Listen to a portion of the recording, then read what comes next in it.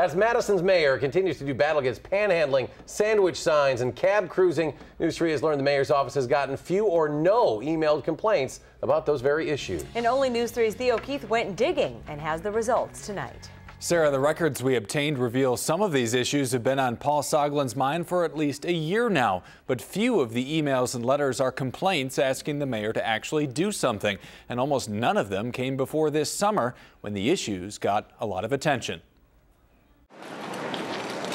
A lot of things on State Street catch your eye, and there's a lot of competition for your time and money. This is all I have. That's Diane Doofman, and that's her sandwich sign. A small board that points out a small shop of psychic readings, spiritual words, and uplifting smells. You can't just find it at the mall. But there's a problem with her sign and dozens of others on the street. They're illegal and have been for years.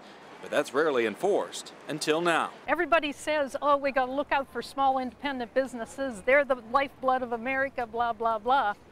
And then our mayor, who used to be more people-friendly, I think, I'm like, what happened to Soglin? We have to recognize that the demands of society have changed. Paul Soglin says nothing's happened to him. He says he's responding to complaints, plus his own observations that some of the signs are ugly and some don't allow people in wheelchairs to get by.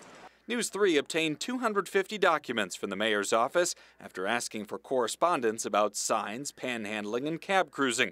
There were 0 complaints about taxis, 17 about panhandling, and only 5 about sandwich signs. 5?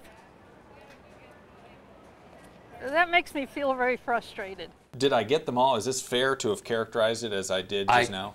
I would assume so. I have not gone through them, so I can't tell you whether or not that's it. The mayor says even with few complaints, it's his job to find and correct problems. He says on all 3 issues, all he wanted was a public discussion before making a decision. It's not to be made by a couple of people saying, I'm simply going to violate the law, and then of course people see others do it, and we end up with multiple violations. Soglin says the city council is going to allow cabbies to cruise looking for fares from midnight to 4 a.m. That's essentially overruling him. As for the most complained about issue, panhandling, that will likely get city council attention in 2 weeks. On all of the issues, instead of getting upset, the mayor says small business owners should look at his record on making State Street a vibrant place. I just don't see that the city had to take the big guns out, over sandwich boards? Come on. Diane Doofman and other business owners are upset. They're afraid of getting lost in all that vibrancy. I know it'll hurt our business. I know it'll put some people out of business. Now, most of the 250 documents we got were just conversations between city staffers. We also got a number of people telling the mayor that they were against him on these issues. He says this entire debate shouldn't overshadow what he spends almost all of his time on. That's creating safer neighborhoods and dealing with the budget, guys. All right, some interesting numbers there. Thank you, Theo. Yeah.